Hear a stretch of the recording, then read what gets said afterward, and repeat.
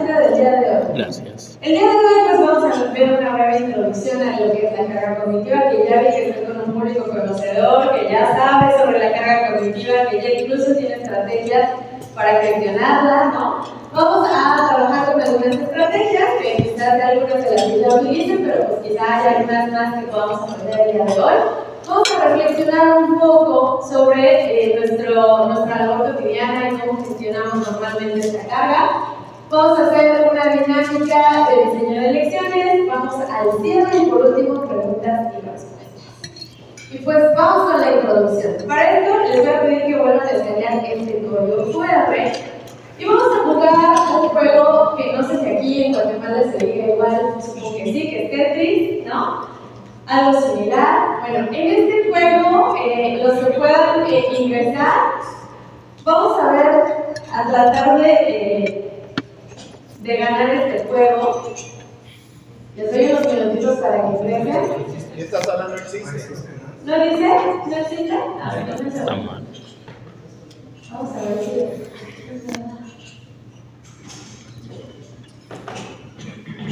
A lo mejor al reiniciar, ¿verdad?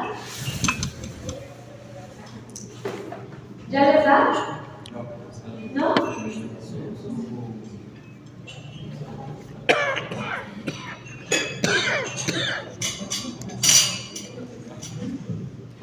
A ver si pueden volver a intentar, a ver si ahora sí. Ajá, ¿sí? ¿Ya le entró? ¿No? Ok, a ver, algo está sucediendo ahí. A lo mejor si le doy comenzar, ¿le desaparece?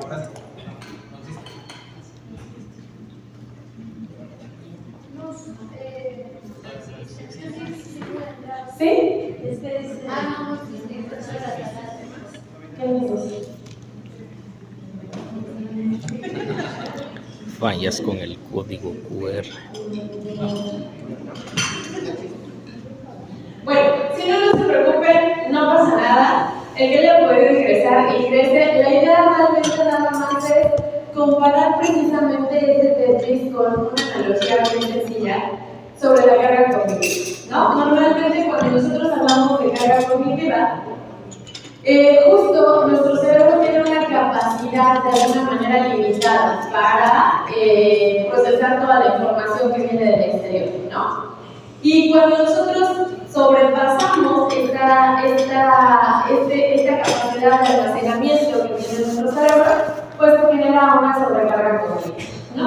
Entonces, de alguna manera nosotros como docentes tenemos que ver de qué manera nosotros estructuramos o diseñamos nuestras lecciones, que sería como el ejemplo del Tetris, ¿no? En el que tenemos que ver cómo moldeamos estas fichas para que encajen de la manera correcta y para que realmente pues esta carga cognitiva no llegue al tope y se convierta en una sobrecarga cognitiva extrínseca o intrínseca, ¿no? Entonces, lo tenemos que basar más en una carga permanente. Entonces, bueno, la idea era un poco que tuviéramos Tetris para que pudieran pues hacer esta comparación, pero no se preocupen si no entró, ahorita nos vamos a que sigue.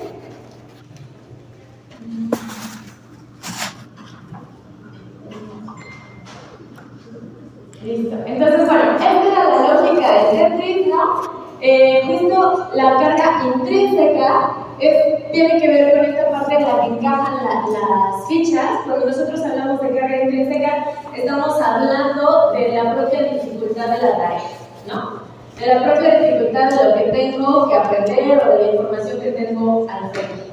Cuando estamos hablando de una carga extrínseca, pues estamos hablando de todo aquello que me puede llegar a distraer, porque no es necesario, no es indispensable para la tarea que tengo que hacer, pero está, ¿no? Como puede ser el sonido, como puede ser alguna imagen, algún anuncio exterior que me pueda distraer y que eso pues, impide que yo lo aprenda de manera correcta. Y cuando hablamos de nuestra carga germana, pues estamos hablando de la carga en la cual nosotros debemos enfocarnos, que son aquellas estrategias, aquellas tácticas que me van a ayudar a que realmente el aprendizaje sea significativo. Bien. Entonces, dicho de otra forma, ¿no? Nosotros cuando hablamos de carga cognitiva, hablamos de 3 tipos de carga cognitiva. Podemos utilizar ciertas estrategias, como bien decía, por ejemplo, para una carga intrínseca podemos utilizar algunas rutinas de conocimientos previos, ¿no? Podemos utilizar el anticiparnos a los nuevos contenidos, porque estamos hablando de la dificultad del tema como tal. Por ejemplo, si estoy viendo algún tema en biología, en química, por sí solo el tema tiene un cierto grado de dificultad. Para algunos mayor, para algunos menor, ¿no? Pero yo como docente puedo de alguna manera gestionar esa carga intrínseca a través de este tipo de estrategias como distribuir, por ejemplo, la información que decíamos hace un rato, ¿no? Trabajar los niveles. Cuando hablamos de la carga extrínseca, pues entonces hablamos de cómo vamos a entregar ese contenido, ¿no? En la carga extrínseca estamos hablando de qué vamos a ver, ¿no? Y en la carga extrínseca estamos hablando del cómo, el formato en el que lo vamos a entregar, si vamos a entregar algunas imágenes adecuadas al contenido, ¿no? Y tomar mucho en cuenta que no haya más de lo necesario, que lo que les estoy presentando sea lo indispensable para aprenderlo de manera simplificada y no necesariamente pues mayor información que quizás simplemente los distraiga y no lleguemos al punto. Y en la carga germana es donde nos debemos enfocar, ¿no? Que son esas tácticas, esas estrategias que me van a permitir darles sentido y significado a lo que están aprendiendo. Si ustedes tuvieran que comparar la forma en la que el cerebro trabaja, ¿no? La forma en la que funciona, ¿con cuál de los objetos lo compararían y por qué?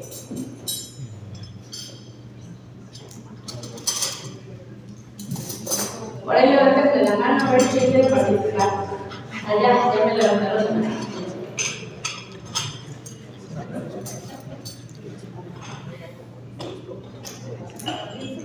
Su nombre y la respuesta. Mi nombre es Pamela y yo considero en lo personal que con la red, porque también decide qué atrapar, qué se queda para que yo no tenga esa sobrecarga, como que sea funcional para mí. Atrapa lo que necesita. Sí, por ejemplo, no sé, nadie se puede pensar en el roce de la ropa con el cuerpo ni nada, porque el cerebro viene y, o sea, está ahí la información, pero no es algo que yo necesito, entonces no lo utilicé. No lo tomamos para no lo tengo, entonces lo dejo pasar. Pero si es algo que yo necesito, entonces lo hago. Perfecto, gracias nuestra Pamela. ¿Alguien que lo compare con algún otro? Adelante, por favor, nombre y su respuesta. Mi nombre es Manolo Lucero, creo que, bueno, yo lo compararía con el filtro. Porque el cerebro creo que capta y absorbe lo que le interesa y lo que no, lo desecha. Bien, gracias. Una última de este lado.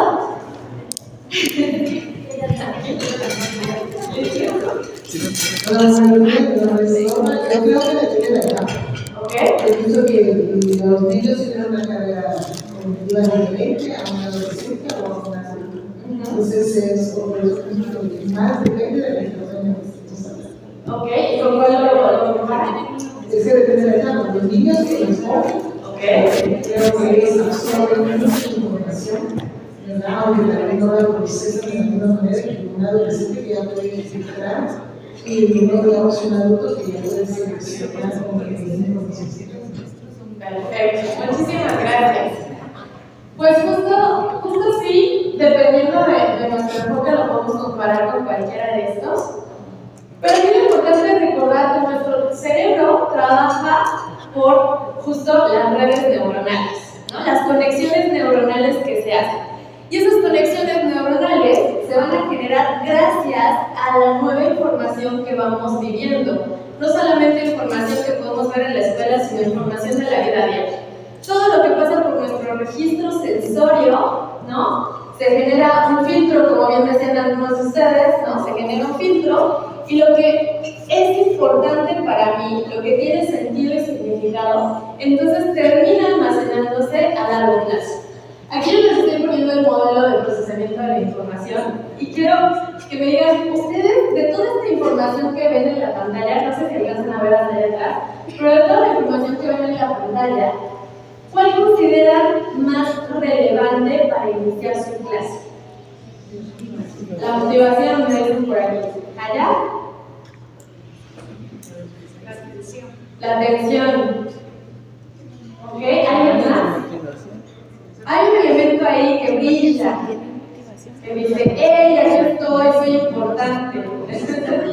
Concepto de uno mismo. Ahí está, el autoconcepto, el concepto de mí mismo. Yo les siento que cuando nosotros no trabajamos con el autoconcepto, es bien difícil que esta información realmente se procese. ¿Por qué? Si yo de por sí me considero un tonto para matemáticas, no porque precisamente lo sea, pero yo me considero un tonto para matemáticas y entro a clases de matemáticas, ¿qué va a pasar?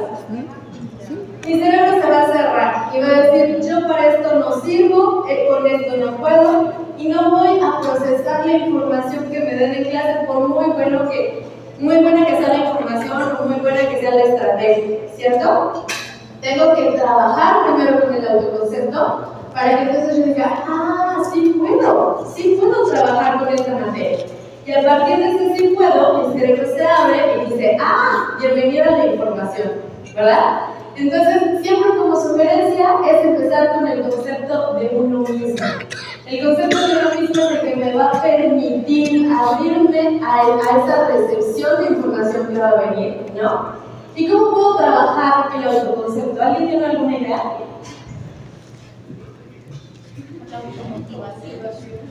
Con la automotivación. Con la automotivación. Con la automotivación. Con la automotivación puede ser, resulta que cuando nosotros le damos, por ejemplo, iniciamos una clase con un ejercicio sencillo, ¿no? ¿Qué pasa?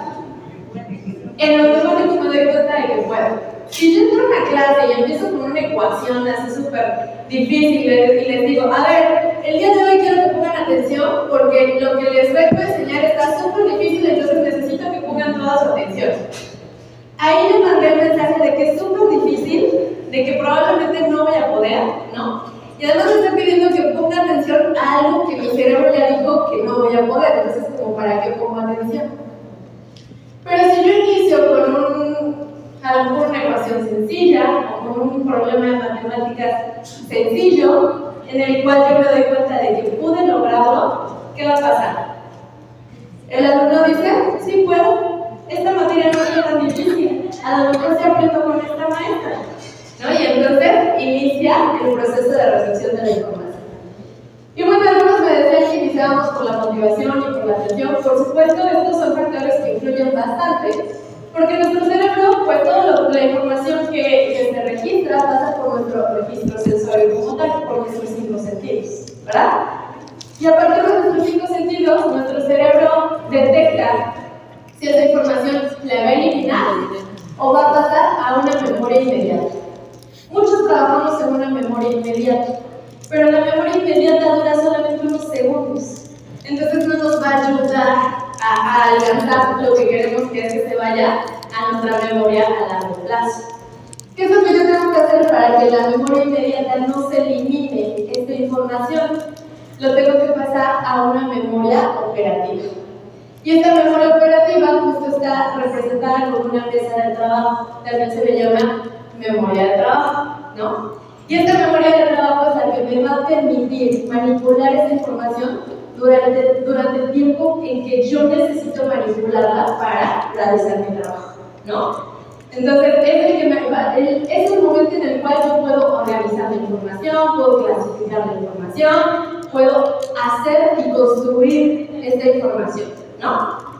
Y si dentro de esta memoria de trabajo, memoria operativa, yo le encuentro sentido y significado, es decir, se conecta con mis experiencias, ¿no? Con mi experiencia previa, con mi experiencia cotidiana, y además de eso entiendo el para qué me va a servir aprenderlo, entonces se pasa a una memoria a largo plazo. Pero si yo no le encuentro sentido y significado, a pesar de que lo haya trabajado en una memoria operativa, se va a eliminar. Entonces, básicamente, eso es el cómo funciona nuestro cerebro, ¿verdad? Decíamos que en esta memoria inmediata la información dura solamente 30 segundos. 30 segundos. En lo que vio mi cerebro, registró, pasó por el registro sensorio, ya sea visual, auditivo, lo que sea que haya pasado por mis 5 sentidos, y 30 segundos se va a quedar en esta memoria inmediata, ¿no? Es donde se aloja en el tálamo, y entonces, si pasó, se va a nuestra memoria de trabajo, ¿no? Ahí construimos, ahí organizamos, trabajamos, y dependiendo del sentido y significado se pasa a una memoria a largo plazo. Y en esta memoria a largo plazo está ejemplificada como algunos archiveros, ¿no? En donde yo puedo ir guardando como por categorías, como clasificando esa información. Esto me va a servir para determinada cosa, ¿no? Para determinada actividad en mi vida. Vamos a hacer una actividad para que nos quede más claro cómo es que funciona nuestro cerebro, ¿de acuerdo? Entonces, en esta actividad yo les voy a mostrar algunas palabras. Estas palabras las van a ver por un breve tiempo, más o menos 5 segundos, ¿no? Pero la idea es que no escriban nada, ni le tomen foto, solamente las observen, ¿de acuerdo? Entonces, ahorita solamente vamos a hacer el registro sensorio y vamos a trabajar en una memoria inmediata, ¿de acuerdo? Entonces, vamos por aquí. Ahí están las palabras, obsérvenlas. Ahí van a ir desapareciendo, se supone, si no. Se supone. Ahí van. Entonces ya, ahí trabajamos en una memoria inmediata, ¿no? Simplemente las observamos, ya desaparecieron, listo. Esto va a durar en nuestro cerebro más o menos 30 segundos, no más, ¿de acuerdo? Ahora les voy a pedir que escriban todas las que recuerdo.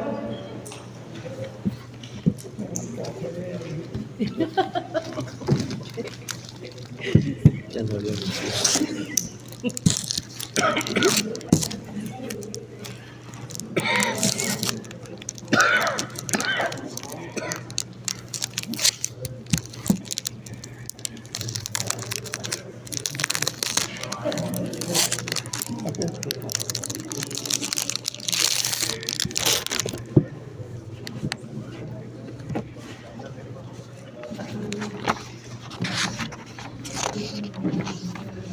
Y ya que terminaron, díganme cuántas lograron escribir.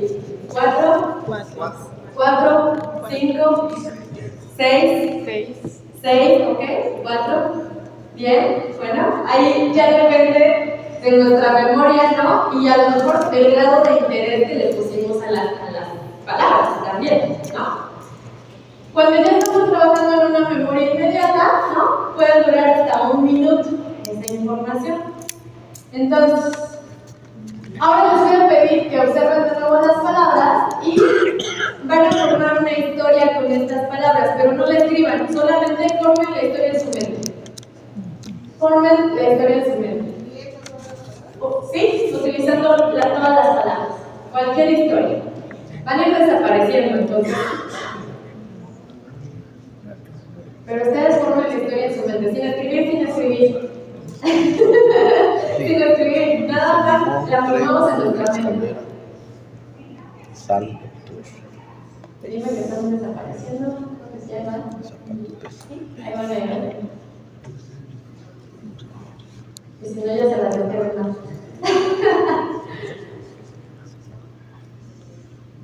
No, sí van desapareciendo, ¿no? Cada vez es menos. Solo es mi imaginación.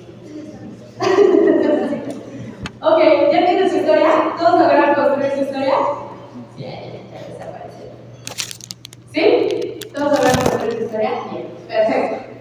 Bueno, no escriban nada, ¿eh? Estamos trabajando con la codificación, con el significado. Entonces no escriban nada, todavía no escriban palabras, nada. Solamente quédense con su historia, con su mente. ¿De acuerdo? Vamos a trabajar con otra cosa. ¿De acuerdo? Vamos a trabajar con un caso. Y para esto les voy a pedir que en equipo vamos a transformar, ahorita yo les voy a presentar 2 casos. Y vamos a transformar estos 2 casos de acuerdo a lo que sucedería en una materia de ustedes. Por ejemplo, si hay más maestros de biología, pues en una materia de biología. Si hay más maestros de física, pues en una materia de física, ¿no? O de lo que haya más maestros, por ejemplo, dentro de la clase, ¿no? Entonces, tenemos aquí la actividad y dice, nos vamos a imaginar que estamos en una clase de filosofía. Aquí lo vamos a cambiar por una clase de biología, física, química, lo que ustedes quieran. El profesor explica principio del curso que uno de los objetivos de la asignatura es que los alumnos sean capaces de examinar críticamente varios sistemas filosóficos. Ese es el objetivo de su curso. Teniendo una visión extensa de la historia de la filosofía occidental, para cuando el curso finalice y habiendo tenido la posibilidad de aprender sobre las principales corrientes de pensamiento desde la Grecia clásica hasta el siglo XXI. ¿De acuerdo? Entonces, ese es todo el objetivo de su materia, del curso. Vamos a ver estos dos casos y ustedes van a responder a una pregunta. ¿Cuál es el objetivo de su materia, ¿no? Dentro de estos casos que van a hacer? Y vamos a transformarlos y vamos a ver cuáles serían las semejanzas y las diferencias de estos dos casos. Ahí van los casos. Caso número 1. ¿Qué es lo que hace el profesor? Nada más empezar el curso, el profesor le dice a sus alumnos que deben empezar analizando las teorías de Sócrates, Platón y Aristóteles. Autores que encontrarán ya explicados en el libro. El profesor les dice que no los va a explicar con mucho detalle en clase porque considera que son tan famosos que espera que sus alumnos lo entiendan por su propia cuenta. El profesor anima a sus alumnos a que sean ellos los responsables de su propio aprendizaje, aprendiendo sobre estos filósofos a la vez que los analizan y comparan. Ese es el caso número 1. Vamos a llamarle el profesor Juanito, el primer profesor, ¿no? Luego vamos con el caso número 2. El profesor empieza la clase explicando la filosofía de Sócrates, mencionando toda su vida, obra y pensamiento, asegurándose de que los alumnos han aprendido sobre él y que así lo demuestran haciendo un trabajo sobre la vida de este filósofo. En los dos siguientes temas se hará lo mismo, pero explicando a Platón y Aristóteles. Una vez vistos y entendidos los tres filósofos, sabiendo sus vidas, obra y especialmente sus puntos de vista, llega el momento de compararlos.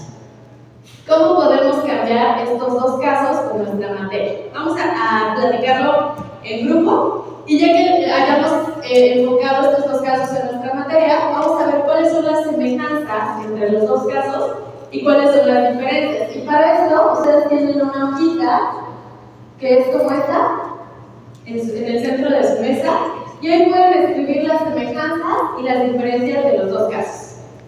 Vamos 5 minutitos a trabajar esto.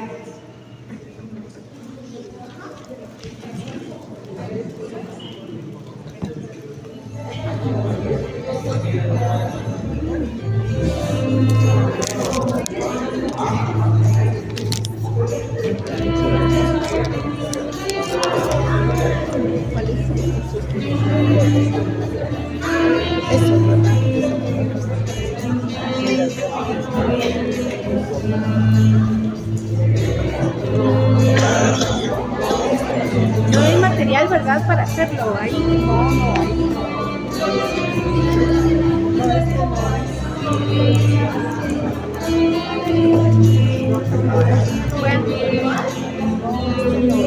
Y estas unidas tampoco. Están bonitas, están bonitas. Hagámoslo en la libreta.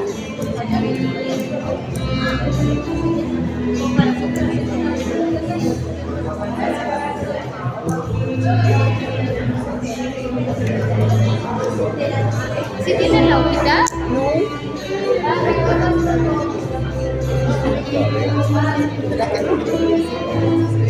O sea que Ya lo sí traen. hay. Aquí está una disculpa.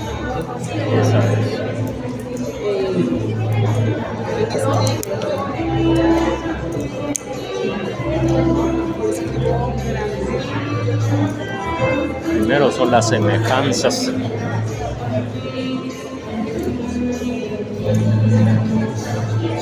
Ya por ahí estoy pasando las veces, pasando las que son interesantes, de lo que ustedes platicaban. Pero a mí me gustaría que una persona de su equipo nos comparta cuáles son estas semejanzas y diferencias que encontraron y en qué carga están trabajando cada uno de los casos, ¿no? ¿En qué carga está trabajando el maestro del caso 1? ¿En qué carga está trabajando el maestro del caso 2? ¿No? ¿Y qué pudieron encontrar o qué compartieron entre ustedes? ¿Quién dice yo? Adelante.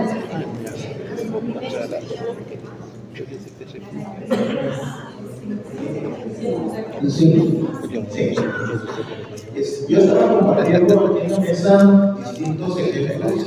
Yo imparto el curso de química general y tuve el caso hace muchos años de una señorita que ya es ingeniera de electrónica, que estuvo a punto de no pasar la química general en el quinto bachillerato.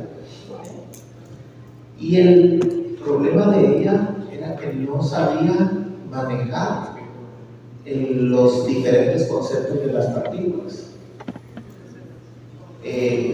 A ella, en su establecimiento, le dejaron realizar un mapa conceptual sobre la clasificación de la materia, y esto pues solamente generó confusión en ella porque no lograba diferenciar que era un átomo, que era una molécula, que era un ion. Y todo esto se vino en cascada cuando se vinieron los demás temas, ¿verdad?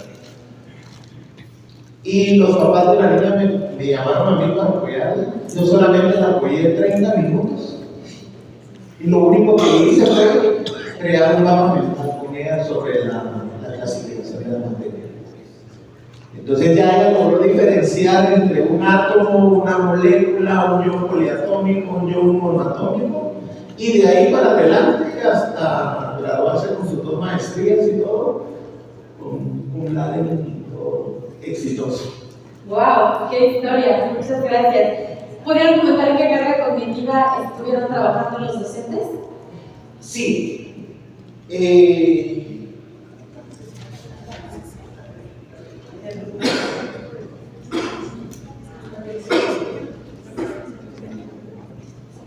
Germana. En la germana. ¿Los dos? No, solo yo. Ah, no, en este caso. En el caso 2. En el caso 2. Ok, gracias. ¿Alguien más que nos quiera compartir?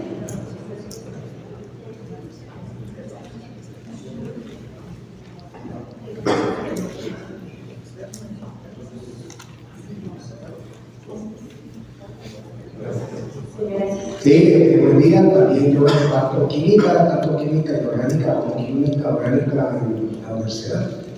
Y estábamos platicando que el caso 1 y el caso 2 sí son completamente diferentes los catedráticos.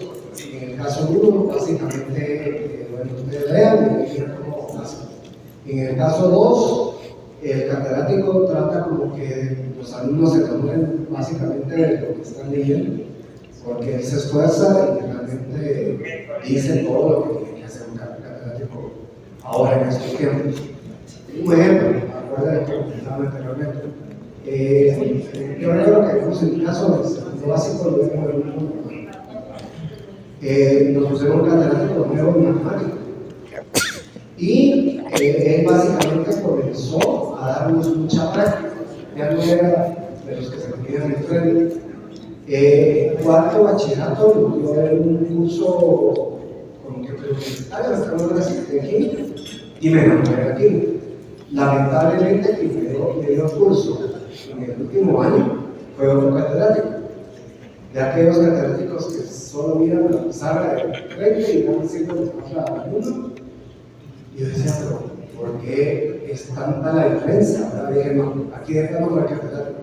Menos mal que pensé así y seguí ingeniería química. Entonces, creo que ahí es básicamente un pequeño ejemplo, perdón que lo vimos de final, pero sí estábamos platicando del caso 1 y del caso 2. Y aquí el compañero nos dice, porque es el experto en esto de las cargas.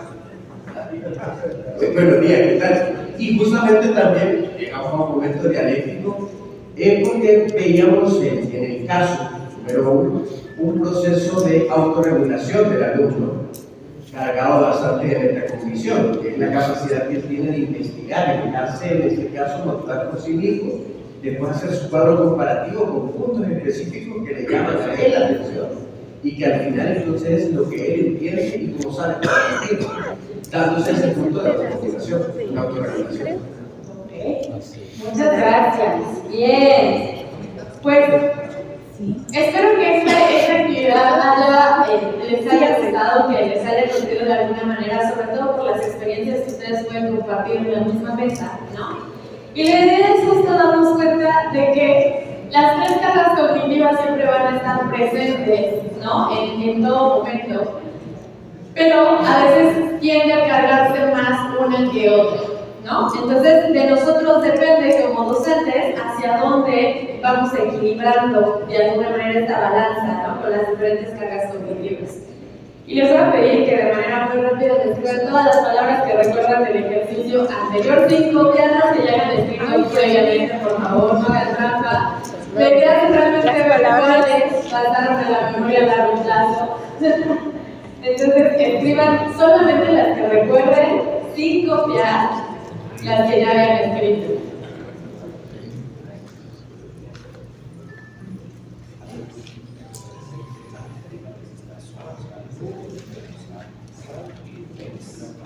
Y si no se acuerdan, no hay problema, no pasa nada.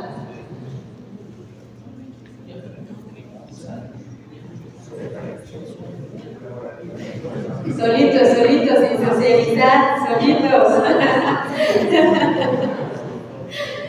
La idea es que aquí nos demos cuenta cuáles pasaron realmente a nuestra memoria a largo plazo, cuáles se perdieron en el camino, ¿no? Y quiero que me digan cuántas palabras lograron escribir. 8, 10, por allá, 9, 10. 6, 11. Solo son 10. Ok, ¿qué cambió? Les pregunto, ¿qué cambió desde la primera vez que las escribieron y esta segunda vez que recordaron más? La historia. La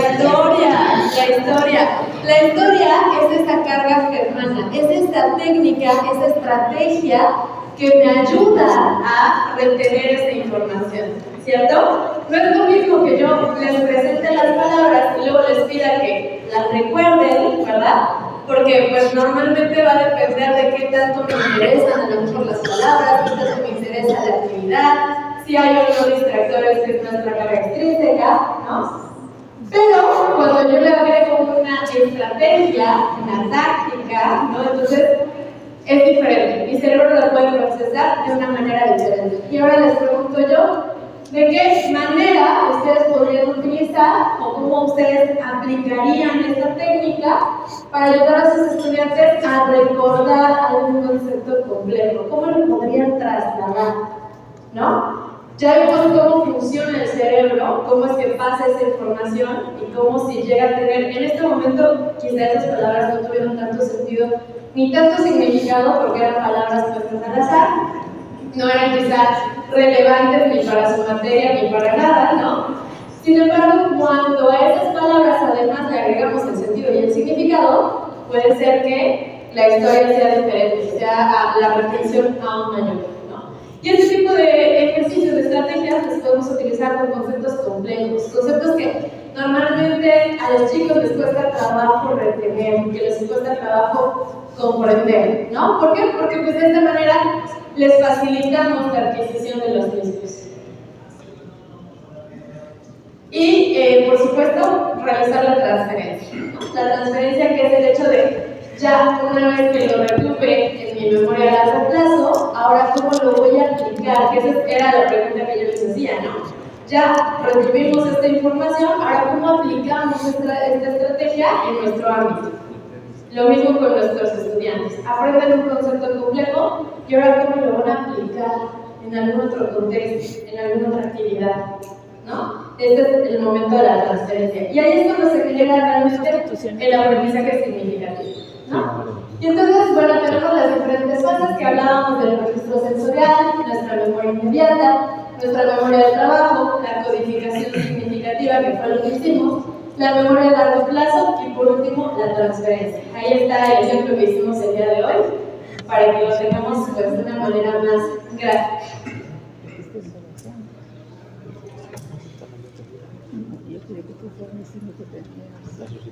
Les doy un segundito para los que están tomando fotos. Bien, gracias. Y ahora rápidamente escriban en su libreta qué es la carga cognitiva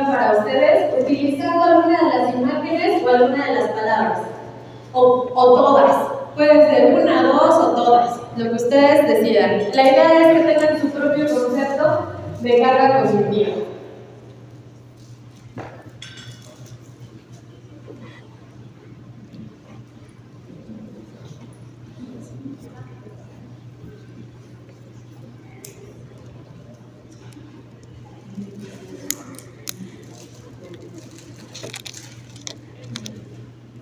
Y quien nos quiera compartir su concepto de carga cognitiva hasta el momento, se lo agradezco infinitamente. Quiero saber cómo vamos hasta el momento.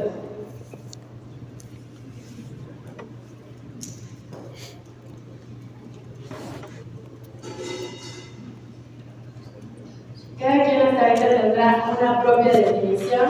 Ninguna seguramente está mal, ¿no? Simplemente es la información que ha pasado por nuestro registro sensorio y que de alguna manera está ahorita en una memoria de trabajo. Ya si les pregunto dentro de una semana y se acuerdan, quiere decir que pasó a la memoria a largo plazo. Yo le tengo una pregunta, ¿por qué aparece ahí la capacidad limitada? ¿Realmente hay una capacidad limitada? En nuestro cerebro. Digamos que nuestro cerebro tiene una cierta capacidad de almacenamiento, que sí se puede llegar a sobrecargar en el caso de que nosotros lo saturemos con esa información. No es que exista un límite como tal dentro del cerebro, el cerebro puede aprender cuantas cosas decida, ¿no? Pero dentro de un mismo espacio y momento, nuestro cerebro tiende a saturarse con la información que nosotros le cargamos. Entonces, ahí, y depende de la forma, claro, depende de la estrategia que estemos utilizando. Yo creo que dependiendo de la estrategia, y si la persona... Perdón, creo que no le está aprendiendo. Sí, creo que depende incluso hablemos de la estrategia personal, porque si la persona descubre una estrategia personal que le ayude a absorber y él mismo se da cuenta que todo lo que mira lo puede aprender, creo que ahí se van rompiendo ciertos límites. Creo que entonces esta capacidad limitada va a depender mucho de lo que hablábamos inicialmente, de la estrategia, pero del autoconcepto, ¿verdad? Sí, de la estrategia, del autoconcepto, de conocer de qué manera aprendo, ¿no? Porque no todos aprendemos de la misma forma y cuando yo logro identificar que yo, fulanito de tal, aprendo de tal manera, me va a ser mucho más sencillo aprender lo que sea que quiera aprender. Se podría decir coloquialmente que individualmente cada quien pone su techo. Sí, de alguna manera sí, ¿no? Y por supuesto la motivación que yo tenga sobre el tema que estoy viendo. A lo mejor si a mí, por ejemplo, no me gustan las leyes y llega un abogado y me pide que me aprenda tales leyes, yo le voy a decir, la verdad, o sea, que lo repita 100 veces no me las voy a aprender. ¿Por qué? Porque no me interesa, no tengo una estrategia para aprenderlas, ¿no? Y entonces, de alguna manera, ahí puede haber una sobrecarga cognitiva. ¿No? Pero es autogestionada. Claro, puede ser autogestionada, pero también puede ser gestionada por el docente. Porque si yo como estudiante no sé cómo gestionarla, el docente me puede ayudar también a gestionarla. Bien, gracias. ¿Alguien ya tiene la definición? Bueno, aquí ya lo estamos hablando, ¿no? Pero a lo mejor alguien ya escribió como su definición propia con las palabras, con los... Sí, pero yo no coloqué es procesar información relevante en una capacidad limitada de manera intrínseca e extrínseca para un impacto en el aprendizaje. Ok, gracias. ¿Alguien más que nos quiera compartir? Gracias. Bueno, pues la idea es simplemente entender que existen estas tres cargas cognitivas y que nos pueden ayudar el aprender a gestionarlas, ¿verdad? Y bueno, aquí tenemos un caso de estudio o un estudio de caso y la idea es cómo nosotros podemos ayudar al cerebro de nuestros estudiantes, en este caso, ¿no?, a retener más información a partir del modelo de procesamiento que vimos. ¿Ustedes cómo lo harían? Platiquen en el grupo y digan una estrategia que ustedes utilizarían si tuvieran que trabajar sobre este estudio de caso para que sus estudiantes realmente pues retengan más información sobre lo que están trabajando, de acuerdo al modelo de procesamiento de información.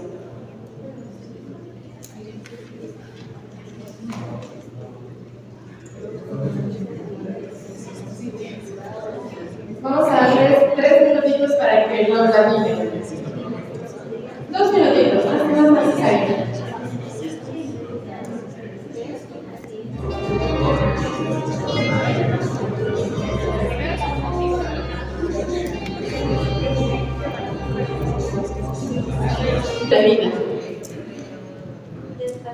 ¿Quién dice yo?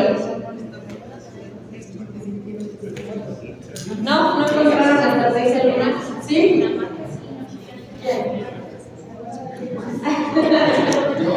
Estábamos discutiendo con la mesa y cómo se ha transformado la educación.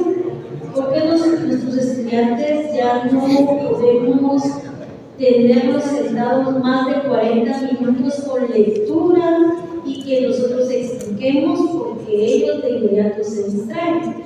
Entonces estábamos viendo que debemos de organizar espacios cortos de aprendizaje y cambiar los videos, y ahora otra estrategia utilizando la tecnología, así el alumno va fijando el aprendizaje. Actualmente nos enfrentamos con eso. Claro, y esto tiene que ver mucho que ver la tecnología, ¿no? Por ejemplo, el TikTok, que ya le acostumbra a nuestro cerebro a pasar lo más rápido posible al siguiente contenido, ir directo al punto, y de alguna manera se va estimulando con el scrolling, ¿no? Y pues acostumbra también a la dopamina inmediata. Y hablando de dopamina, acabamos de recibir un curso al respecto de la última droga que todavía no está completamente reconocida como tal, pero ya los psicólogos están hablando de esto. Le quitas un celular a un alumno, se estresa, pero bueno, estábamos hablando de que básicamente para que esto se pueda entender y trasladar la información, somos facilitadores de aprendizaje de los alumnos. Es básicamente, al menos en el caso, a través de ejemplos. Yo siempre pongo cápsulas en cada unidad. Por ejemplo, alcanos, que es lo que estamos comenzando a ver, para qué les va a servir los alcanos en nutrición y en medicina. Y les doy ejemplos, básicamente eso hay cápsulas informativas. Y lo que decía la compañera, como todo se les llama TICS, es que todo lo que es la tecnología aplicada en el aula. Entonces, ese tipo de cuestiones siempre se ponen juegos. Yo les pongo dinámicas a través de matrices y hay juegos que son como ruleta rusa, entonces aplico los dos. Y al azar, paso al frente a un alumno y tiene que decir el nombre, por ejemplo, en química y mecánica de una sala. Se pone el avión, pero básicamente es con pequeñas cápsulas, no solamente que vean, sino que también ellos sean parte de la aprendizaje. Perfecto, muchas gracias. Involucrándolos, por supuesto. Y bueno, les voy a pedir, hablando de que no nos podemos quedar sentados tanto tiempo, les voy a pedir que se pongan de pie, por favor. Nos vamos a estirar un poquito, seguramente ya estamos cansados de estar sentados. Y también nuestro cerebro nos empieza a decir, ya no quiero estar sentado más tiempo. Entonces, ya que estamos sentados y hoy estamos parados, vamos a hacer una actividad de verdadero o falso. Yo les voy a ir leyendo cada uno de estos enunciados. Y si ustedes consideran que es verdadero, van a aplaudir, ¿no? Y si consideran que es falso, vamos a brincar. ¿De acuerdo? Un pequeño brinquito, no pasa nada. Entonces, vamos con la primera. Elementos que me van a ayudar como docente a favorecer la consolidación. Número 1, darle sentido a lo que se quiera aprender. Bien. Involucrar emociones. Bien. Prácticas de recuperación. Ay, no da. Bien. Transferir el aprendizaje a través de semejanzas y diferencias. Bien. Tareas excesivamente complejas. Bien, un pequeño brinco. Exponer a los estudiantes a mucha información de una sola vez. Bien. Efecto redundancia. Efecto redundancia. Ojo con el efecto redundancia. Enfoque simple y complejo. Bien, muchas gracias. Vamos a sentarnos de nuevo. Damos un ratito para estirar las piernas. Y vamos a trabajar nuevamente en equipo. Esta vez tienen en sus mesas unos cartoncitos que dicen Step 1 hasta el 6. O paso 1 hasta el 6. La idea es trabajar en uno de los libros. Les voy a pedir a los compañeros que me ayudan a pasar uno de los libros a las mesas. Muchas gracias, Lea. Y la idea es utilizar algún objetivo, ya sea del libro que ustedes tengan en la mesa o uno de estos, como ustedes lo decidan.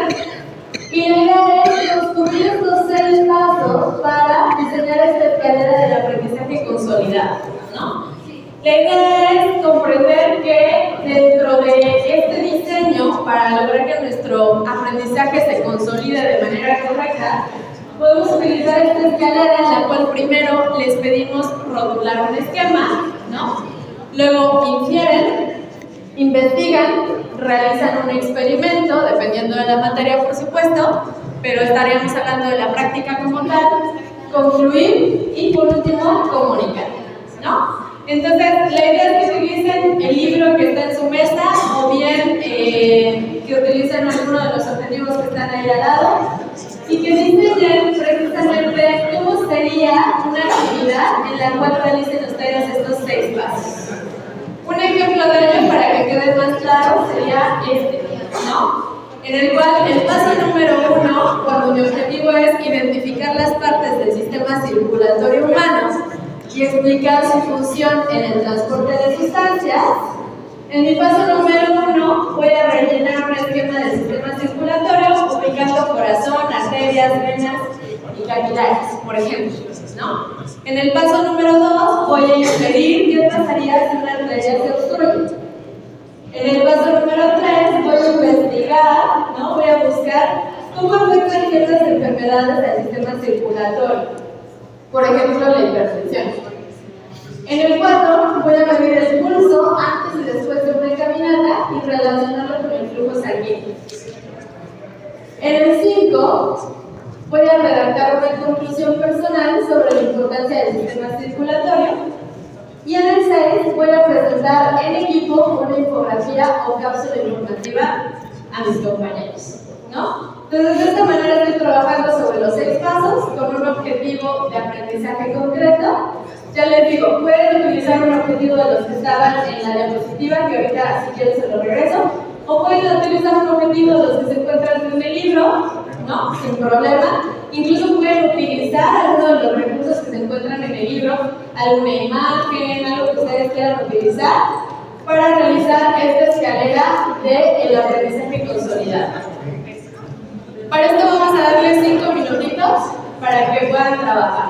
No sé si quedó clara la instrucción. ¿Sí? Perfecto. Si tienen duda me levantan la mano y con todo gusto voy a su mesa. Mira estos 6 pasos, por favor. Un representante del equipo. Y me voy a ir con... ¿Qué equipo será bueno? Denme un segundito. Eric, ¿me pasas el micrófono?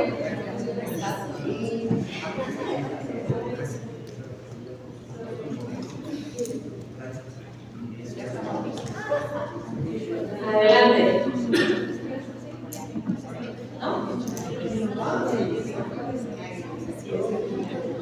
Bueno, buenos días a todos. Nosotros, buscando en el libro una imagen que nos fuera común, que sintiéramos que era fácil para todos, encontramos el sistema digestivo y creímos que era algo que podíamos utilizar como un buen ejemplo para nuestro ejercicio. Entonces, para empezar, en el proceso de rotular un esquema, pues era realizar un diagnóstico del proceso digestivo. Este es un término que acabamos de aprender, que es como un concepto que nos abre las puertas hacia nuevos conceptos. Una palabra generadora que abre a conocer más conceptos, y con eso podíamos llegar que de la boca íbamos a hablar de los dientes, de la saliva, íbamos a hablar del epiglotis, íbamos a hablar de la lengua, y nos iba a llevar hasta el intestino. Luego, establecer 3 saberes del tema asignado. Esa es la fase de ingerir. Todo el mundo come, entonces algo sabe de ese proceso. Luego, en la fase de investigación, pues ya era hacerme un proceso de relación de sus conceptos que sabían con el tema que se tenía pues, en el libro del texto. Y realizar el experimento, pensamos en hacer un modelo anatómico que a uno le sirve mucho para visualizar todo este proceso. Entonces hay una entrada que se ve como boca, que puede ir caminando, puede ser un 5, decía el ejemplo de la compañera, para que pasara por todo el sistema digestivo, pero iban a haber procesos que no se podían hacer o que no se podían visualizar tan fácilmente. Entonces, en base a eso, pensamos que se sacaran las conclusiones en esos procesos que no se pudieron evidenciar y explicaran el porqué. ¿Por qué no se puede ver cuando se absorbe el alimento? Porque es un proceso mucho más complejo, porque necesitamos mucha más integración de otros elementos que no es tan fácil pues, hacerlos en el esquema. Y pues la comunicación era presentar la maqueta, el modelo anatómico para que todo el mundo pudiera evidenciar este proceso. Perfecto, muchísimas gracias. Un aplauso. ¿Qué otro equipo quiere participar?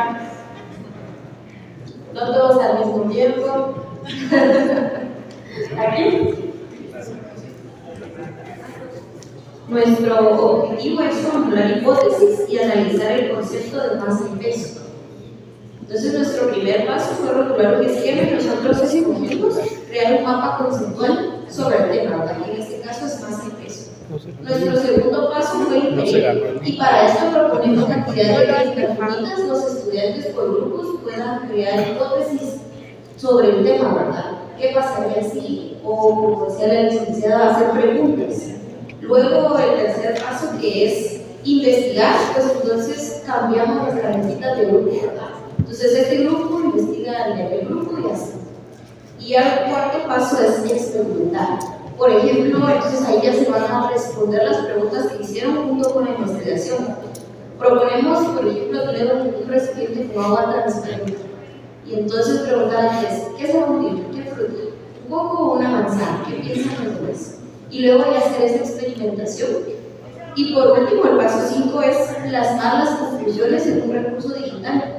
Hablamos de imágenes interactivas o de un video. Y el último paso sería pues, presentar ese recurso digital a los compañeros. Perfecto, muchas gracias. Un aplauso.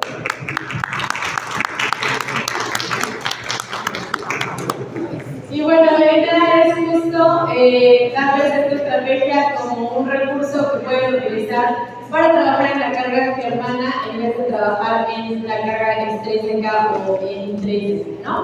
Y vamos a la que sigue, que no me está dando.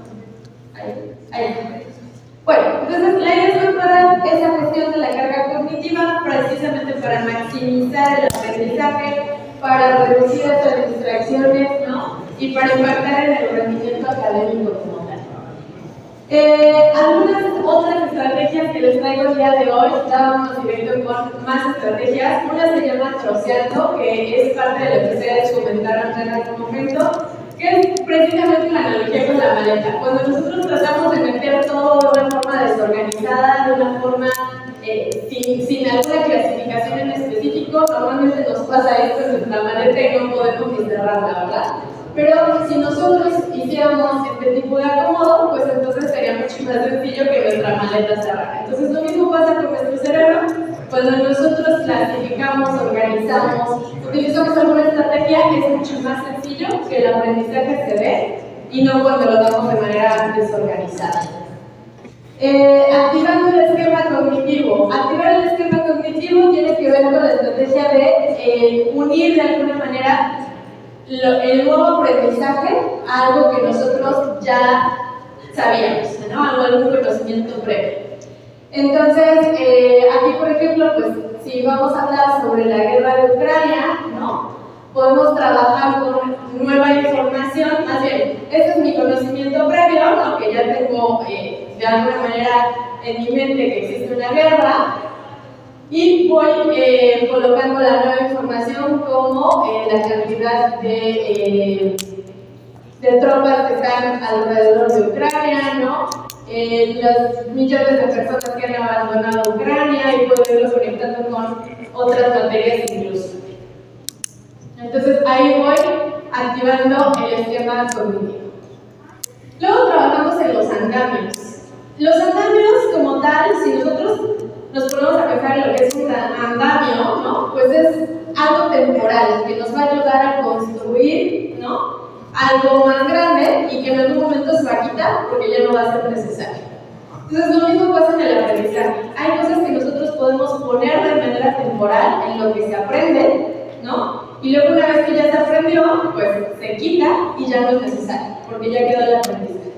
Entonces cuando nosotros trabajamos a partir de un andamio, nosotros podemos identificar de qué manera vamos a ir construyendo ese andamio. Es decir, podemos irlo trabajando por niveles, podemos irlo trabajando a partir de una estrategia en específico, como decíamos al principio del autoconcepto, ¿no? A lo mejor dentro de mi andamio es primero trabajar con el autoconcepto y después paso a lo mejor a la motivación, ¿no? Y a la atención.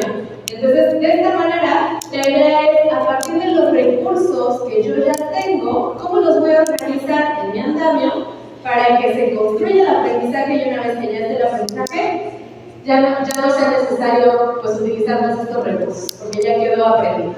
Entonces, en su mesa tienen un andamio, ¿no? Que es un dibujo como de una escalerita.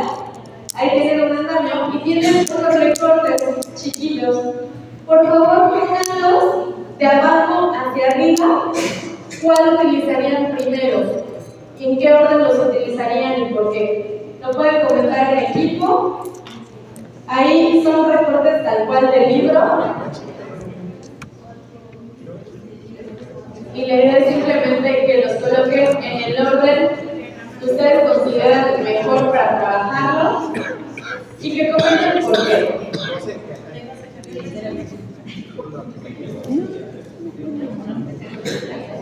Les voy a dar un minutito para que realicen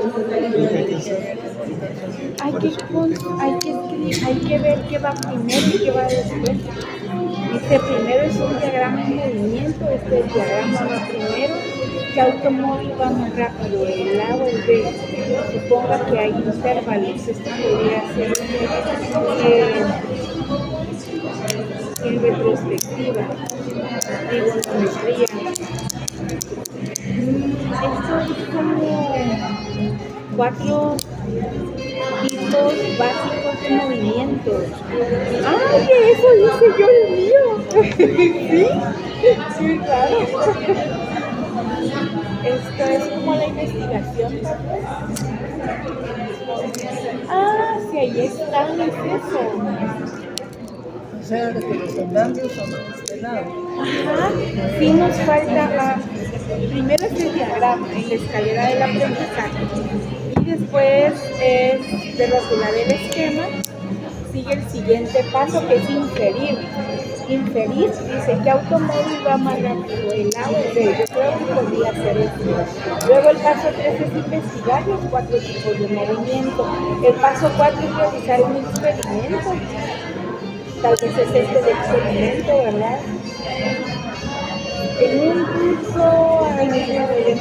En un curso anterior aprendí las relaciones matemáticas entre los lados y los paralelogramas. Esta es una clase anterior. En este curso utilizará esto y analizará. Entonces este va primero, creo yo, ¿verdad? Porque esta es un primer vistazo, cómo sería un diagrama. De abajo hacia arriba, poco primero. El primer nivel sería abajo, el primer nivel.